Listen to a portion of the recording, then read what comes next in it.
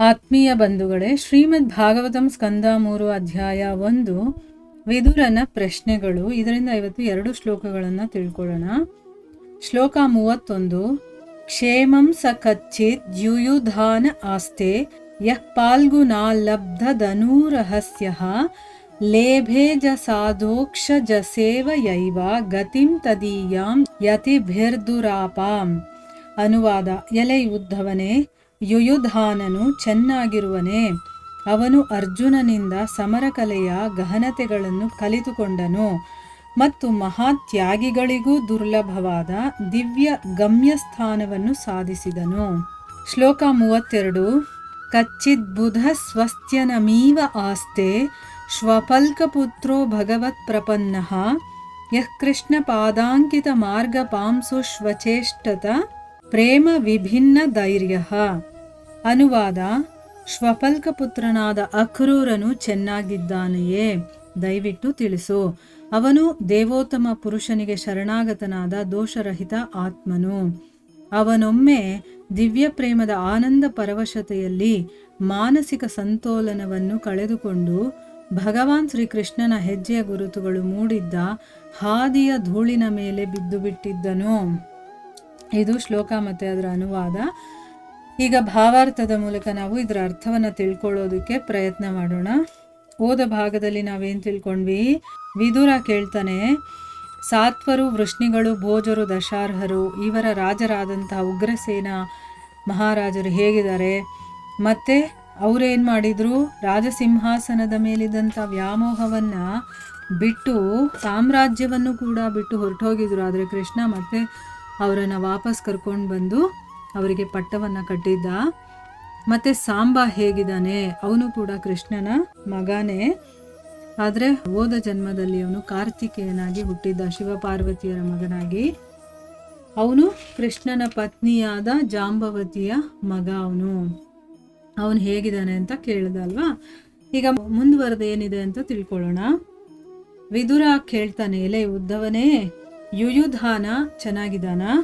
ಅವನು ಅರ್ಜುನನಿಂದ ಸಮರಕಲೆಯ ಗಹನತೆಗಳನ್ನು ಕಲ್ತ್ಕೊಂಡ. ಅಂದರೆ ಯುಯುಧಾನನಿಗೆ ಅರ್ಜುನ ಬಿಲ್ಲಿನ ವಿದ್ಯೆ, ಅಂದರೆ ಯುದ್ಧದ ಕಲೆಗಳಿರುತ್ತಲ್ಲ, ಯುದ್ಧದಲ್ಲಿ ಹೇಗೆಲ್ಲ ನಾವು ಅಸ್ತ್ರಶಸ್ತ್ರಗಳನ್ನು ಉಪಯೋಗ ಮಾಡಬೇಕು ಅಥವಾ ಸೈನಿಕರ ಮೇಲೆ ಹೇಗೆ ಹೋರಾಡಬೇಕು ಯುದ್ಧದಲ್ಲಿ, ಆ ವಿದ್ಯೆಗಳನ್ನೆಲ್ಲ ಅವನು ಕಲಿಸಿದ್ದ.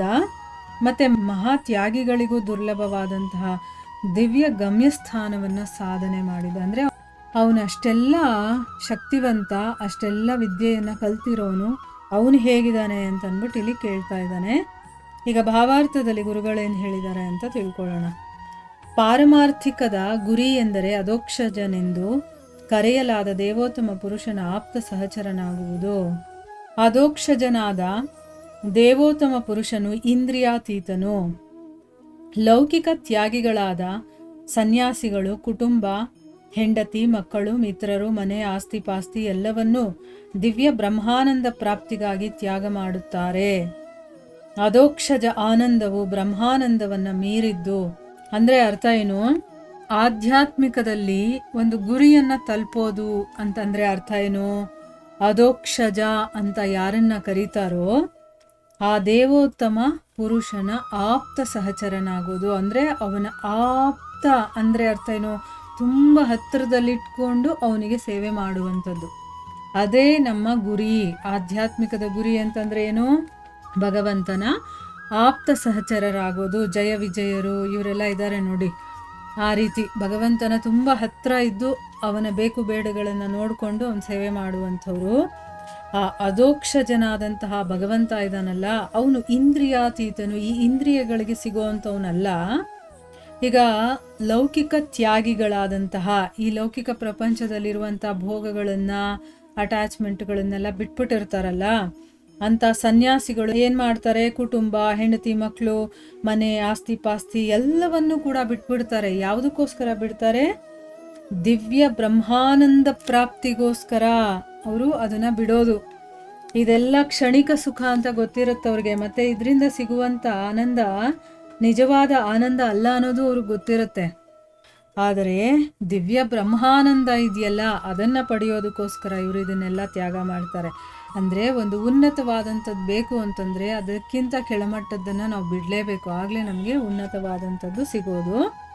ಆ ಅಧೋಕ್ಷಜ ಆನಂದ ಇದೆಯಲ್ಲ, ಅದು ಬ್ರಹ್ಮಾನಂದವನ್ನು ಕೂಡ ಮೀರಿರುವಂಥದ್ದು. ಈಗ ಸನ್ಯಾಸಿಗಳು ಬ್ರಹ್ಮಾನಂದವನ್ನು ಪಡೆಯೋದಕ್ಕೋಸ್ಕರ ಮನೆ ಮಠ ಇದನ್ನೆಲ್ಲ ತ್ಯಾಗ ಮಾಡ್ತಾರೆ. ಆದರೆ ಈ ಅಧೋಕ್ಷಜ ಆನಂದ ಅಂದರೆ ಭಗವಂತನ ಜೊತೆ ಇದ್ದು ಅವನ ಸಹಚರರಾಗಿದ್ಕೊಂಡು ಅವನ ಆಪ್ತ ಸಹಚರರಾಗೋದಿದೆಯಲ್ಲ, ಅದರಿಂದ ಒಂದು ಆನಂದ ಸಿಗುತ್ತಲ್ಲ, ಅದನ್ನು ಅಧೋಕ್ಷಜ ಆನಂದ ಅಂತ ಹೇಳ್ತಾರೆ. ಆ ಅಧೋಕ್ಷಜ ಆನಂದ ಈ ಬ್ರಹ್ಮಾನಂದವನ್ನು ಕೂಡ ಮೀರಿರುವಂಥದ್ದು ಅಂತ ಇದರ ಅರ್ಥ. ಈಗ ನಾವು ಎಲ್ಲಕ್ಕಿಂತ ಶ್ರೇಷ್ಠವಾಗಿ ಯಾವುದಿದೆಯೋ ಅದಕ್ಕೆ ತಾನೇ ಗುರಿ ಇಟ್ಟು ನಾವು ಅಲ್ಲಿ ತಲುಪೋದಕ್ಕೆ ನಾವು ಪ್ರಯತ್ನ ಮಾಡಬೇಕು. ಅದಕ್ಕೆ ಗುರುಗಳು ಇಲ್ಲಿ ಹೇಳ್ಕೊಡ್ತಾ ಇದ್ದಾರೆ, ಯಾವುದರ ಕಡೆ ನಿಮ್ಮ ಗುರಿ ಇರಬೇಕು ಅಂತ. ಅಧೋಕ್ಷಜ ಆನಂದವನ್ನು ಪಡೆಯೋ ಕಡೆ ನಮ್ಮ ಗುರಿ ಇರಬೇಕಂದ್ರೆ ಭಗವಂತನ ಆಪ್ತ ಸಹಚರರಾಗೋದಕ್ಕೆ ನಾವು ಪ್ರಯತ್ನ ಮಾಡಬೇಕು. ಅಲ್ಲಿಗೆ ಹೋಗೋದಕ್ಕೆ ಏನು ಯೋಗ್ಯತೆಯನ್ನು ಪಡಿಬೇಕು ಅದನ್ನು ನಾವು ಪಡ್ಕೋಬೇಕು. ಅನುಭವವಾದಿ ದಾರ್ಶನಿಕರು ಪರಮಸತ್ಯ ಕುರಿತಂತೆ ತಾತ್ವಿಕ ಊಹಾಪೋಹಗಳಿಂದ ದಿವ್ಯ ಗುಣಾತ್ಮಕವಾದ ಆನಂದವನ್ನು ಅನುಭವಿಸುತ್ತಾರೆ. ಆದರೆ ಬ್ರಹ್ಮನ್ ತನ್ನ ದೇವೋತ್ತಮ ಪುರುಷನ ಶಾಶ್ವತ ರೂಪದಲ್ಲಿ ಅನುಭವಿಸುವ ಆನಂದವು ಇದಕ್ಕಿಂತ ಮಿಗಿಲಾದುದಾಗಿದೆ. ಇಲ್ಲಿ ಅನುಭವವನ್ನ ವಾದವಾಗಿ ಮಾಡಿಕೊಂಡು ಅನುಭವ ಪಟ್ಟಿರ್ತಾರಲ್ಲ, ಅದರ ಮೇಲೆ ವಾದ ಮಾಡಿರುವಂಥ ದಾರ್ಶನಿಕರು ಇರ್ತಾರಲ್ಲ, ಅವ್ರೇನು ಮಾಡ್ತಾರೆ, ಊಹಾಪೋಹಗಳು ಎಲ್ಲ ಬರೀ ಊಹೆ, ಹೀಗಿರ್ಬೋದು ಹಾಗಿರ್ಬೋದು ಅಂದ್ಕೊಂಡು ಮಾಡ್ತಾರಲ್ಲ, ಅಂಥ ಒಂದು ಆನಂದವನ್ನು, ಅದರಿಂದ ಬರುವಂಥ ದಿವ್ಯ ಗುಣಾತ್ಮಕವಾದ ಆನಂದವನ್ನು ಅವರು ಅನುಭವಿಸ್ತಾರೆ. ಆದರೆ ಬ್ರಹ್ಮನ್ ಏನು ಮಾಡ್ತಾನೆ, ಅವನು ದೇವೋತ್ತಮ ಪುರುಷನ ಶಾಶ್ವತ ರೂಪದಲ್ಲಿ ಅನುಭವಿಸುವ ಆನಂದ ಇದೆಯಲ್ಲ, ಅದು ಇದಕ್ಕಿಂತ ಮಿಗಿಲಾಗಿರುವಂಥದ್ದು. ಊಹಾಪೋಹಗಳಲ್ಲಿ ನಮಗೆ ಆನಂದ ಸಿಗುತ್ತಲ್ಲ, ಅದಕ್ಕಿಂತ ಬ್ರಹ್ಮನ್ ಸಾಕ್ಷಾತ್ಕಾರ ಅನ್ನೋದಿದೆಯಲ್ಲ, ಅದು ಮಿಗಿಲಾಗಿರುವಂಥದ್ದು. ಐಹಿಕ ಬಂಧನಗಳಿಂದ ಮುಕ್ತರಾದಂತಹ ಜೀವಿಗಳು ಬ್ರಹ್ಮಾನಂದವನ್ನು ಅನುಭವಿಸುತ್ತಾರೆ. ಆದರೆ ದೇವೋತ್ತಮ ಪುರುಷನಾದ ಪರಬ್ರಹ್ಮನು ಹ್ಲಾದಿನಿ ಶಕ್ತಿ ಎಂದು ಕರೆಯಲಾದ ತನ್ನ ಸ್ವಂತ ಶಕ್ತಿಯ ಆನಂದವನ್ನು ಅನಂತವಾಗಿ ಅನುಭವಿಸುತ್ತಾನೆ. ಅಂದರೆ ಈಗ ಈ ಐಹಿಕ ಪ್ರಪಂಚದಿಂದ ನಮಗೆ ಆಸಕ್ತಿಯನ್ನು ಕಳ್ಕೋಬೇಕು ನಾವು ಅಂತ ಹೇಳ್ತೀವಲ್ವ, ಯಾವುದ್ರಲ್ಲೂ ಅಟ್ಯಾಚ್ಮೆಂಟ್ ಇರಬಾರ್ದು, ಬರೀ ಭಗವಂತನಲ್ಲಿ ಮಾತ್ರ ಇರಬೇಕು ಅಂತ ಹೇಳ್ತೀವಲ್ವಾ. ಅದಕ್ಕೆ ಐಹಿಕ ಬಂಧನಗಳಿಂದ ಯಾರು ಮುಕ್ತರಾಗಿರ್ತಾರೋ ಜೀವಿಗಳು, ಅವರು ಬ್ರಹ್ಮಾನಂದವನ್ನು ಅನುಭವಿಸ್ತಾರೆ, ಆಯಿತಾ. ಆದರೆ ದೇವೋತ್ತಮ ಪುರುಷ ಭಗವಂತ ಇದ್ದಾನಲ್ಲ, ಅವನೇನು ಮಾಡ್ತಾನೆ, ಹ್ಲಾದಿನಿ ಶಕ್ತಿ ಅಂದರೆ ಈಗ ರಾಧಾರಾಣಿ ಹ್ಲಾದಿನಿ ಶಕ್ತಿ, ಅವಳೇ ಮೂಲ ಶಕ್ತಿ. ಈ ಹ್ಲಾದಿನಿ ಶಕ್ತಿಗೆಲ್ಲ ಅವಳೇ ಮೂಲ. ಹ್ಲಾದಿನಿ ಶಕ್ತಿ ಅಂತ ಹೇಳ್ತಾರಲ್ಲ, ಅದು ತನ್ನ ಸ್ವಂತ ಶಕ್ತಿಯ ಆನಂದವನ್ನು ಅನಂತವಾಗಿ ಅನುಭವಿಸ್ತಾನೆ. ಅಂದರೆ ನಾವೆಲ್ಲ ಬ್ರಹ್ಮಾನಂದವನ್ನು, ಅಂದರೆ ಐಹಿಕ ಪ್ರಪಂಚದಿಂದ ಆಸಕ್ತಿಯನ್ನು ಕಳ್ಕೊಂಡಿರೋರು ಬ್ರಹ್ಮಾನಂದವನ್ನು ಅನುಭವಿಸಿದ್ರೆ ಭಗವಂತ ಅವನು ಕೂಡ ಆನಂದವನ್ನು ಅನುಭವಿಸ್ತಾನೆ. ಅದು ಯಾವುದರ ಮೂಲಕ, ಹ್ಲಾದಿನಿ ಶಕ್ತಿಯ ಮೂಲಕ ತನ್ನ ಸ್ವಂತ ಶಕ್ತಿಯ ಆನಂದವನ್ನು ಅವನು ಅನಂತವಾಗಿ, ಅದು ಯಾವತ್ತೂ ಶಾಶ್ವತವಾಗಿರುತ್ತೆ, ಇವತ್ತಿದ್ದು ನಾಳೆ ಹೋಗ್ಬಿಡುವಂಥದ್ದಲ್ಲ, ಅದು ಅನಂತವಾಗಿರುವಂಥದ್ದು. ಅಂಥ ಒಂದು ಆನಂದವನ್ನು ಅವನು ಅನುಭವಿಸ್ತಾನೆ. ಭಗವಂತನ ಬಾಹ್ಯ ಲಕ್ಷಣಗಳನ್ನು ನಿರಾಕರಿಸಿ ಬ್ರಹ್ಮನ್ನ ಅಧ್ಯಯನ ಮಾಡುವ ಅನುಭವವಾದಿ ದಾರ್ಶನಿಕರು ಬ್ರಹ್ಮನ ಹ್ಲಾದಿನಿ ಶಕ್ತಿಯ ಗುಣವನ್ನು ಇನ್ನೂ ತಿಳಿದುಕೊಂಡಿಲ್ಲ.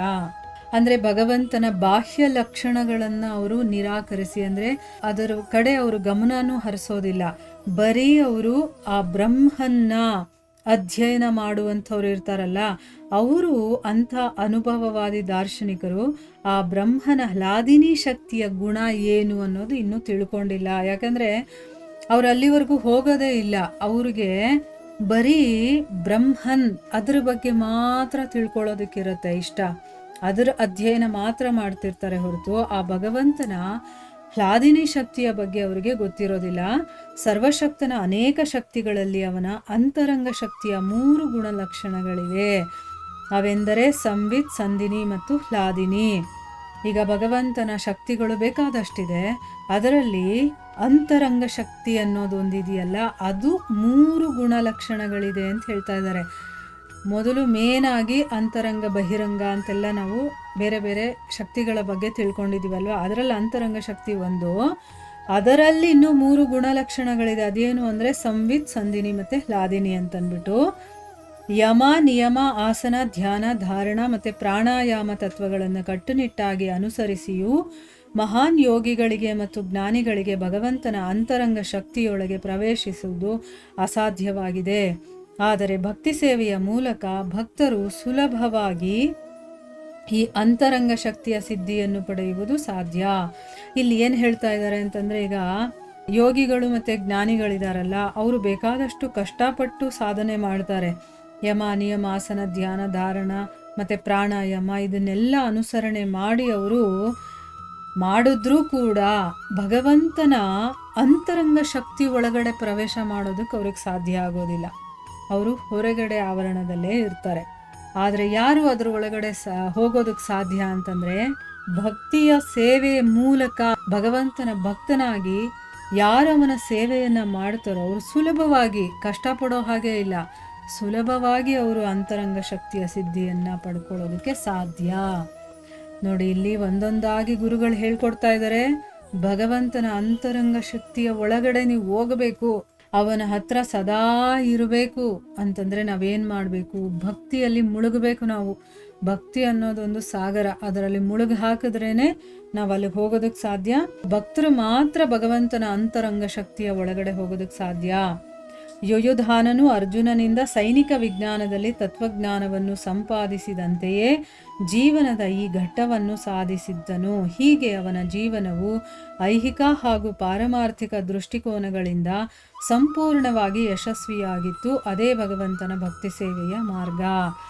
ಇಲ್ಲಿ ಯುಯುಧಾನ ಎಷ್ಟು ವಿಶೇಷ ವ್ಯಕ್ತಿ ಅಂತಂದರೆ, ಅವನು ಬರೀ ಸೈನ್ಯದಲ್ಲಿ ಹೇಗೆ ಹೋರಾಡಬೇಕು ಅದನ್ನೆಲ್ಲ ಕಲ್ತ್ಕೊಂಡು ಅದರಲ್ಲಿ ಒಂದು ಉನ್ನತವಾದಂತಹ ಒಂದು ಸ್ಥಿತಿಯನ್ನು ಪಡ್ಕೊಂಡಿದ್ದ ಅನ್ನೋದು ಅಷ್ಟೇ ಅಲ್ಲ, ಅವನು ಆಧ್ಯಾತ್ಮಿಕ ಜೀವನದಲ್ಲೂ ಕೂಡ ಆ ಒಂದು ಘಟ್ಟವನ್ನು ಸಾಧನೆ ಮಾಡಿದ್ದ ಅಂತ ಹೇಳ್ತಾ ಇರೋದು. ಅಂದರೆ ಐಹಿಕ ಮತ್ತು ಪಾರಮಾರ್ಥಿಕ ಎರಡೂ ದೃಷ್ಟಿಕೋನದಿಂದ ನೋಡಿದಾಗಲೂ ಕೂಡ ಅವನು ಸಂಪೂರ್ಣವಾಗಿ ಯಶಸ್ವಿಯಾಗಿದ್ದಂತಹ ವ್ಯಕ್ತಿ. ಅದೇ ಭಗವಂತನ ಭಕ್ತಿ ಸೇವೆಯ ಮಾರ್ಗ. ಅಂದರೆ ನಾವು ಭಗವಂತನ ಭಕ್ತಿ ಸೇವೆ ಮಾಡಬೇಕು ಅಂತಂದ್ಬಿಟ್ಟು ನಮ್ಮ ಕರ್ತವ್ಯಗಳನ್ನು ಬಿಡಬಾರ್ದು. ಅವನು ಕ್ಷತ್ರಿಯನಾಗಿರೋದ್ರಿಂದ ಯುದ್ಧ ಕಲೆಗಳನ್ನೆಲ್ಲ ಕಲಿತು ಅದರಲ್ಲೂ ಹೆಸರು ಮಾಡ್ದ, ಅದರಲ್ಲೂ ಪರಿಪೂರ್ಣತೆಯನ್ನು ಸಾಧಿಸ್ದ. ಮತ್ತು ತಾನು ಏನು ಮಾಡಬೇಕು ಅಂತ ಗೊತ್ತು, ಅದಕ್ಕೋಸ್ಕರ ನಾನು ಆತ್ಮ ಅಂತಂದಮೇಲೆ ನನ್ನ ಗುರಿ ಪರಮಾತ್ಮನನ್ನು ಸೇವಿಸೋದು, ಅದನ್ನು ಕೂಡ ಮಾಡ್ದ. ಇದು ಭಕ್ತಿ ಯೋಗ. ಎರಡನ್ನೂ ಮಾಡ್ಕೊಂಡು ಹೋಗ್ಬೇಕು, ನಾವು ತೂಗಿಸ್ಕೊಂಡು ಹೋಗ್ಬೇಕು, ಬ್ಯಾಲೆನ್ಸ್ ಮಾಡ್ಕೊಂಡು ಹೋಗಬೇಕು ಅಂತ ಹೇಳ್ತಾರಲ್ಲ, ಆಗ ಅವನು ಮಾಡಿದ್ದ ಅನ್ನೋದನ್ನ ಇಲ್ಲಿ ಹೇಳ್ತಾ ಇದ್ದಾರೆ. ಇದು ಯಾಕೆ ಹೇಳ್ತಾ ಇದ್ದಾರೆ ಅಂದರೆ, ನಾವು ಆ ರೀತಿ ಮಾಡಬೇಕು ಅಂತ ಬರೀ ಮನೆ ಕೆಲಸ ಮಾಡಿಕೊಂಡು ಅಥವಾ ಜವಾಬ್ದಾರಿಗಳನ್ನು ನೋಡ್ಕೊಂಡು ಇರೋದಲ್ಲ, ಜೊತೆಗೆ ಇದನ್ನು ಮಾಡ್ಕೊಂಡು ಹೋಗಬೇಕು. ವಯಸ್ಸಾದ್ಮೇಲೆ ನೋಡ್ಕೊಳ್ಳೋಣ ಅಂದರೆ ಅಲ್ಲಿವರೆಗೂ ನಾವು ಇರ್ತೀವೋ ಇಲ್ವೋ, ಅಥವಾ ನಮ್ಮ ಆರೋಗ್ಯ ಹೇಗಿರುತ್ತೋ ಏನೋ ಅಲ್ವಾ, ಅದು ಸಿಕ್ಕದಾಗ ಮಾಡಿಬಿಡಬೇಕು. ಯಾವಾಗ ನಮಗೆ ಗೊತ್ತಾಗುತ್ತೋ ಆಗ್ಲಿಂದಾನೇ ಶುರು ಮಾಡ್ಕೊಂಡ್ಬಿಡ್ಬೇಕು. ಹೇಗೆ ನಾವು ಐಹಿಕಕ್ಕೆ ಇಂಪಾರ್ಟೆನ್ಸ್ ಕೊಡ್ತೀವೋ ಅದೇ ರೀತಿ ಆಧ್ಯಾತ್ಮಿಕಕ್ಕೂ ಕೂಡ ಇಂಪಾರ್ಟೆನ್ಸ್ ಕೊಡಬೇಕು. ಈಗ ಮುಂದಿನ ಶ್ಲೋಕದಲ್ಲಿ ಏನು ಹೇಳ್ತಾ ಇದ್ದಾರೆ ಅಂದರೆ, ಶ್ವಫಲ್ಕ ಪುತ್ರನಾಗಿರುವಂಥ ಅಕ್ರೂರ, ಇವನು ಒಬ್ಬ ಭಕ್ತ. ಅಕ್ರೂರನ ಬಗ್ಗೆ ಇಲ್ಲಿ ಹೇಳ್ತಾ ಇದ್ದಾನೆ. ಅವ್ರು ಚೆನ್ನಾಗಿದ್ದಾರಾ? ಅವನು ಭಗವಂತನಿಗೆ ಶರಣಾಗತನಾದಂತಹ ದೋಷರಹಿತ ಆತ್ಮ ಅವನು. ಇವರೆಲ್ಲ ಭಕ್ತರ ಕ್ಯಾಟಗರಿಯಲ್ಲಿ ಬರ್ತಾರೆ, ಆಯಿತಾ? ಅದಕ್ಕೋಸ್ಕರ ಕೇಳ್ಕೊಳ್ತಾ ಇದ್ದಾನೆ ವಿದುರ ಅವ್ರು ಹೇಗಿದ್ದಾರೆ ಅಂತಂದ್ಬಿಟ್ಟು. ಅವನು ಒಂದ್ಸರಿ ಏನು ಮಾಡಿದ್ದ, ಅಕ್ರೂರನ ಬಗ್ಗೆ ಇಲ್ಲಿ ಹೇಳ್ತಾ ಇದ್ದಾನೆ. ದಿವ್ಯ ಪ್ರೇಮದ ಆನಂದದ ಪರವಶತೆಯಲ್ಲಿ ನೋಡಿ, ಇದು ಭಗವಂತನ ಮೇಲೆ ನಮಗಿರುವಂಥ ಪ್ರೀತಿ ಒಂದು ಉನ್ನತ ಮಟ್ಟಕ್ಕೆ, ಪೀಕ್ ಲೆವೆಲ್ ಅಂತ ಹೇಳ್ತಾರಲ್ಲ, ಅಲ್ಲಿಗೆ ಹೊರಟೋಯ್ತು ಅಂತಂದರೆ ನಮಗೇನಾಗುತ್ತೆ ಅನ್ನೋದೇ ಗೊತ್ತಾಗಲ್ಲ. ಈ ಒಂದು ಜಗತ್ತಿನ ಪರಿವೇ ನಮಗೆ ಇರೋದಿಲ್ಲ. ಈಗ ನೋಡಿ, ಬೇಕಾದಷ್ಟು ದೇವಸ್ಥಾನಗಳಲ್ಲಿ ಇದ್ದಕ್ಕಿದ್ದಂಗೆ ಕುಣಿಯೋಕ್ಕೆ ಶುರು ಮಾಡ್ತಾರೆ ಕೆಲವರು. ನಿಜವಾಗ್ಲೂ ಭಕ್ತರಾಗಿರುವಂಥವ್ರು ಹೇಳ್ತಾ ಇದ್ದೀನಿ, ಅವರು ಕುಣಿಯೋಕ್ಕೆ ಶುರು ಮಾಡ್ತಾರೆ. ಯಾಕೆ ಅಂತಂದರೆ ಭಗವಂತನಲ್ಲಿರುವಂಥ ಪ್ರೀತಿಯ ಭಾವ ಇದೆಯಲ್ಲ, ಅದು ಅವರನ್ನು ಆ ರೀತಿ ಮಾಡಿಸತ್ತೆ, ಆ ರೀತಿ ಆಗೋಗುತ್ತೆ. ಈ ದೇಹ ಅದನ್ನು ತಡ್ಕೊಳ್ಳಲ್ಲ, ಕುಣಿಬೇಕು ಅಂತ ಅನ್ನಿಸ್ಬಿಡುತ್ತೆ ಅವ್ರಿಗೆ. ಆ ರೀತಿ ಇಲ್ಲಿ ಭಗವಂತನ ದಿವ್ಯ ಪ್ರೀತಿಯ ಆನಂದದ ಪರವಶೆಯಲ್ಲಿ ಏನು ಮಾಡಿದ್ರು, ಮಾನಸಿಕ ಸಂತುಲನವನ್ನು ಕಳ್ಕೊಂಡು ಭಗವಂತ ಶ್ರೀಕೃಷ್ಣನ ಹೆಜ್ಜೆ ಗುರುತುಗಳಿರುತ್ತಲ್ಲ, ಅದರ ಮೇಲೆ ಅದು ನಡ್ಕೊಂಡು ಹೋಗಿರ್ತಾನಲ್ಲ ಕೃಷ್ಣ, ಅದರದ್ದು ಧೂಳಿರುತ್ತಲ್ಲ, ಅದರ ಮೇಲೆ ಬಿದ್ದು ಒದ್ದಾಡ್ತಾನೆ ಅಕ್ರೂರ. ಆ ರೀತಿಯ ಒಬ್ಬ ಭಕ್ತ ಅವನು. ಅದು ಎಲ್ಲ ಕೃಷ್ಣನ ಲೀಲೆಗಳಲ್ಲಿ ಬರುತ್ತೆ. ಆ ಸ್ಟೋರಿ ತುಂಬ ಚೆನ್ನಾಗಿದೆ.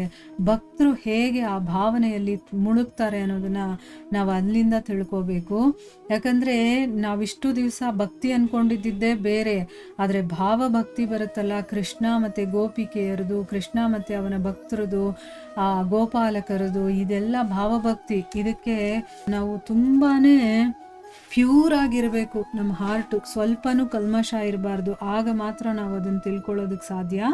ಸೊ ಈಗ ಭಾವಾರ್ಥದಲ್ಲಿ ಗುರುಗಳೇನು ಹೇಳಿದ್ದಾರೆ ಅಂತ ನೋಡೋಣ. ಅಕ್ರೂರನು ಕೃಷ್ಣನನ್ನು ಹುಡುಕಿಕೊಂಡು ವೃಂದಾವನಕ್ಕೆ ಬಂದಾಗ ನಂದಗ್ರಾಮದ ಧೂಳಿಯಲ್ಲಿ ಭಗವಂತನ ಹೆಜ್ಜೆಯ ಗುರುತುಗಳನ್ನು ಕಂಡು ದಿವ್ಯ ಪ್ರೇಮದ ಆನಂದ ಪರವಶೆಯಲ್ಲಿ ಥಟ್ಟನೆ ಅದರ ಮೇಲೆ ಬಿದ್ದು ಬಿಟ್ಟನು. ಶ್ರೀಕೃಷ್ಣನ ನಿರಂತರ ಧ್ಯಾನದಲ್ಲಿ ಸಂಪೂರ್ಣವಾಗಿ ಮಗ್ನರಾಗಿರುವ ಭಕ್ತರಿಗೆ ಮಾತ್ರ ಇಂತಹ ಆನಂದ ಪರವಶತೆ ಸಾಧ್ಯ. ಒಂದ್ಸರಿ ಕೃಷ್ಣನನ್ನು ಹುಡ್ಕೊಂಡು ಬೃಂದಾವನಕ್ಕೆ ಬಂದಿರ್ತಾನೆ. ಆಗ ಕೃಷ್ಣ ನಡೆದಿರುವಂಥ ಹೆಜ್ಜೆ ಗುರುತು ನೋಡಿ ಅದ್ರ ಮೇಲೆ ಬಿದ್ದು ಒದ್ದಾಡ್ತಾನೆ ಅವನು. ಅಂದರೆ ಆ ಪ್ರೀತಿ ಅವನಿಗೆ ಹೆಚ್ಚಾಗ್ಬಿಡುತ್ತೆ. ಈಗ ನಮಗೆ ಐಹಿಕ ಪ್ರಪಂಚದಲ್ಲೂ ಕೆಲವೊಂದು ಸರಿ ತುಂಬ ಪ್ರೀತಿಸೋರಿಗೆ ಕೆಲವೊಂದು ಈ ರೀತಿ ಆಗೋದುಂಟು. ಅವರಿಲ್ಲ ಅಂತಂದಾಗ ಅವ್ರದ್ದೇನಾದರೂ ವಸ್ತುಗಳಿರುತ್ತಲ್ಲ, ಅದನ್ನು ತಗೊಂಡು ಅವರೇ ಇದ್ದಾರೆ ಅನ್ನುವಷ್ಟು ಅದನ್ನು ತಪ್ಕೊಳ್ಳೋದೆಲ್ಲ ಮಾಡ್ತಾರೆ ನೋಡಿ. ಅದೇ ರೀತಿ ಭಗವಂತ, ಯಾಕಂದರೆ ಎಲ್ಲವೂ ಭಗವಂತನಿಂದನೇ ಬಂದಿರೋದಲ್ವಾ. ಸೊ ಅಲ್ಲಿ ಯಾರಿಗೆ ಅತೀವವಾದಂತಹ ಒಂದು ಪ್ರೀತಿ ಇರುತ್ತೋ ಆ ರೀತಿ ಯಾವಾಗಲೂ ಕೃಷ್ಣನ ಧ್ಯಾನದಲ್ಲೇ ಮುಳುಗಿರ್ತಾರೆ ನೋಡಿ, ಅಂಥವರಿಗೆ ಮಾತ್ರ ಈ ರೀತಿ ಆಗೋದುಂಟು ಅಂತ ಹೇಳ್ತಾ ಇದ್ದಾರೆ. ಭಗವಂತನ ಅಂತಹ ಪರಿಶುದ್ಧ ಭಕ್ತನು ಸಹಜವಾಗಿಯೇ ನಿರ್ದೋಷಿ, ಏಕೆಂದರೆ ಅವನು ಸದಾಕಾಲ ಪರಮ ಪವಿತ್ರನಾದ ದೇವೋತ್ತಮ ಪುರುಷನ ಸಹಚರನಾಗಿರುತ್ತಾನೆ. ಅಂತ ಯಾರು ಪರಿಶುದ್ಧ ಭಕ್ತರಾಗಿರ್ತಾರೋ ಅವರು ನಿರ್ದೋಷಿಗಳು. ಯಾಕೆಂದರೆ ಅವರು ಸದಾ ಭಗವಂತನ ಸ್ಮರಣೆಯಲ್ಲಿ ಇರ್ತಾರೆ. ಈಗ ನಾವು ಆಗಬಹುದು, ನಾವು ಸದಾ ಭಗವಂತನ ಸ್ಮರಣೆಯಲ್ಲೇ ಇದ್ದಾಗ ನಾವು ನಿರ್ದೋಷಿಗಳಾಗ್ತೀವಿ. ನಮ್ಮ ಹೃದಯ ಕೂಡ ಪರಿಶುದ್ಧವಾಗುತ್ತೆ. ಯಾವಾಗಲೂ ಭಗವಂತನ ಸ್ಮರಣೆ ನಮ್ಮ ಒಳಗಡೆ ನಡೀತಾ ಇದೆ ಅಂತಂದ್ರೆ ಏನು, ನಮ್ಮ ಹೃದಯ ಕ್ಲೀನ್ ಆಗ್ತಾ ಇದೆ ಅಂತ ತಾನೇ ಅರ್ಥ. ಕ್ಲೀನ್ ಆಗಿ ಎಷ್ಟು ಕೊಳೆ ಇದೆಯೋ ಎಲ್ಲ ಹೋದ್ಮೇಲೆ ಏನಾಗುತ್ತೆ, ಅಲ್ಲಿ ಬರೀ ಭಗವಂತನೇ ಇರ್ತಾನೆ. ಅಷ್ಟೇ ನಾವು ಮಾಡಬೇಕಾಗಿರೋದು. ಅದನ್ನು ಮಾಡೋದಕ್ಕೆ ನಮಗೆ ಕಷ್ಟ. ಯಾಕೆ? ಐಹಿಕದಲ್ಲಿ ನಮ್ಮ ಮನಸ್ಸು ಮುಳುಗಿರೋದ್ರಿಂದ. ಐಹಿಕ ಗುಣಗಳ ಸೋಂಕಿನ ಮಾಲಿನ್ಯದಿಂದ ಮುಕ್ತನಾಗಿರುವುದಕ್ಕೆ ಭಗವಂತನ ನಿರಂತರ ಧ್ಯಾನವು ನೀತಿಕ್ಷಯ ನಿವಾರಕವಿದ್ದಂತೆ. ಭಗವಂತನ ಪರಿಶುದ್ಧ ಭಕ್ತನು ಅವನ ಧ್ಯಾನ ಮಾಡುವುದರಿಂದ ಸದಾಕಾಲ ಭಗವಂತನ ಸಹಚರ್ಯದಲ್ಲಿರುತ್ತಾನೆ. ಆದರೂ ಕೆಲವೊಂದು ನಿರ್ದಿಷ್ಟ ಕಾಲ ಮತ್ತು ಸ್ಥಳಗಳ ಸನ್ನಿವೇಶದಲ್ಲಿ ದಿವ್ಯ ಭಾವನೆಗಳು ವಿಭಿನ್ನ ತಿರುವು ಪಡೆಯುತ್ತವೆ. ಇದು ಭಕ್ತನ ಮಾನಸಿಕ ಸಮತೋಲನವನ್ನು ಕೆಡಿಸುತ್ತದೆ. ಮಹಾಪ್ರಭು ಚೈತನ್ಯರು ದಿವ್ಯಾನಂದ ಪರವಶತೆಯ ಮಾದರಿ ದೃಷ್ಟಾಂತವನ್ನು ಪ್ರಕಟಿಸಿದ್ದನ್ನು ಈ ಭಗವದ್ ಅವತಾರದ ಜೀವನದಿಂದ ನಾವು ಅರ್ಥ ಮಾಡಿಕೊಳ್ಳಬಹುದು. ಇಲ್ಲೇನು ಹೇಳ್ತಾ ಇದ್ದಾರೆ ಅಂದರೆ, ಒಬ್ಬ ಭಕ್ತ ಹೇಗಿರ್ತಾನೆ, ಅವನ ಭಾವ ಹೇಗಿರುತ್ತೆ ಅನ್ನೋದನ್ನು ಹೇಳ್ತಾ ಇದ್ದಾರೆ. ಈ ಒಂದು ಐಹಿಕ ಗುಣದ ಸೋಂಕಿನ ಮಾಲಿನ್ಯ ಅಂತ ಹೇಳ್ಬಿಟ್ಟಿದ್ದಾರೆ. ಅಷ್ಟು ಗಲೀಜಿದು. ಇದರಿಂದ ಯಾರು ಹೊರಗಡೆ ಬಂದಿರ್ತಾನೋ, ಮುಕ್ತನಾಗಿರ್ತಾನೋ, ಅವನು ನಿಜವಾಗಲೂ ಅವನ ನಿರಂತರ ಧ್ಯಾನ ಅನ್ನೋದಿದೆಯಲ್ಲ, ಅದು ತುಂಬ ಇದು ಏನು ಅಂತಂದರೆ ಅದು ಒಂದು ಮದ್ದಿದ್ದ ಹಾಗೆ, ಒಂದು ಔಷಧಿ ಇದ್ದ ಹಾಗೆ ನಮಗೆ. ಈಗ ಭಗವಂತನ ಧ್ಯಾನವನ್ನು ಸದಾಕಾಲ ಮಾಡೋದ್ರಿಂದ ಅವನ ಜೊತೆಲೇ ನಾವಿದ್ದಂಗ ಲೆಕ್ಕ. ಆಗ ಭಗವಂತನ ಸಹಚರರು ನಾವು ಆಗೇ ಆಗ್ತೀವಿ ಅಲ್ವಾ. ಆದರೆ ನಾವು ಸದಾಕಾಲ ಮಾಡ್ತೀವ? ಇಲ್ಲ. ಆದರೆ ಶುದ್ಧ ಭಕ್ತರು ಮಾಡ್ತಾರೆ. ಕೆಲವೊಂದು ಕಾಲಗಳಲ್ಲಿ ಕೆಲವೊಂದು ಸ್ಥಳಗಳಲ್ಲಿ ಅವ್ರಿಗೇನಾಗುತ್ತೆ, ಆ ಭಾವ ಆವೇಶಕ್ಕೆ ಒಳಗಾಗ್ಬಿಡ್ತಾರೆ. ಅಂದರೆ ಅವರು ಆ ಒಂದು ತಡ್ಕೊಳ್ಳೋಕ್ಕಾಗದೆ ಏನು ಮಾಡ್ತಾರೆ, ಅವ್ರ ಶರೀರದಲ್ಲಿ ಬೇರೆ ರೀತಿಯ ಒಂದು ರಿಯಾಕ್ಷನ್ ಆಗುತ್ತೆ. ಅಂದರೆ ಏನು, ಅವರು ಕಣ್ಮುಚ್ಕೊಂಡು ಹಾಗೆ ಬಿದ್ದೋಗ್ಬಿಡ್ತಾರೆ, ಇಲ್ಲಾಂದರೆ ಕುಣಿತಾ ಇರ್ತಾರೆ. ಈ ರೀತಿ ಬೇರೆ ಬೇರೆ ರೀತಿಯ ಒಂದು ದಿವ್ಯ ಭಾವನೆಗಳು ನಮಗೆ ಕಾಣಿಸ್ಕೊಳ್ಳುತ್ತೆ. ಅಂದರೆ ಅದು ಸಮತೋಲನವನ್ನು ಕೆಡಿಸ್ಬಿಡುತ್ತೆ. ಅಂದರೆ ಅವರಿಗೆ ಈ ಐಹಿಕ ಪ್ರಪಂಚದ ಅರಿವೇ ಇರೋದಿಲ್ಲ. ಆ ರೀತಿ ಅವರು ಭಾವಾವೇಶಕ್ಕೆ ಒಳಗಾಗಿ ಎಲ್ಲೋ ಹೊರಟೋಗಿರ್ತಾರೆ. ಆಮೇಲೆ ಯಾವಾಗಲೋ ಅವರು ಮತ್ತೆ ವಾಪಸ್ ಬರ್ತಾರೆ. ಅಲ್ಲಿಗೆ ಬರೋದಕ್ಕೆ ಇಷ್ಟನೇ ಇರೋದಿಲ್ಲ ಅವರಿಗೆ. ಆ ರೀತಿ ಇದಕ್ಕೆ ಬೆಸ್ಟು ಎಕ್ಸಾಂಪಲ್ ಅಂದರೆ ಚೈತನ್ಯ ಮಹಾಪ್ರಭುಗಳು ಈ ರೀತಿಯ ಒಂದು ದಿವ್ಯಾನಂದ ಪರವಶತೆಯ ಒಂದು ದೃಷ್ಟಾಂತವನ್ನು ಅವ್ರಿಗೂ ಕೂಡ ಆ ಥರ ಆಗೋದನ್ನು ನಾವು ಅವರ ಜೀವನ ಚರಿತ್ರೆಯಲ್ಲಿ ಕೂಡ ನಾವು ತಿಳ್ಕೊಳ್ತೀವಿ. ಅವರೆಲ್ಲ ಫುಲ್ಲು ಭಾವಭಕ್ತಿಯಲ್ಲಿ ಇರುವಂಥದ್ದು. ಚೈತನ್ಯ ಚರಿತಾಮೃತವನ್ನು ಓದಿದಾಗ ನಮಗೆ ಆ ಭಾವಭಕ್ತಿ ಏನು ಅನ್ನೋದು ಸ್ವಲ್ಪ ಮಟ್ಟಿಗಾದರೂ ತಿಳಿಯುತ್ತೆ. ಅದನ್ನು ಇಲ್ಲಿ ಗುರುಗಳು ಹೇಳ್ತಾ ಇದ್ದಾರೆ. ಇಲ್ಲಿಗೆ ನಾವು ನಿಲ್ಲಿಸೋಣ. ಹರೇ ಕೃಷ್ಣ.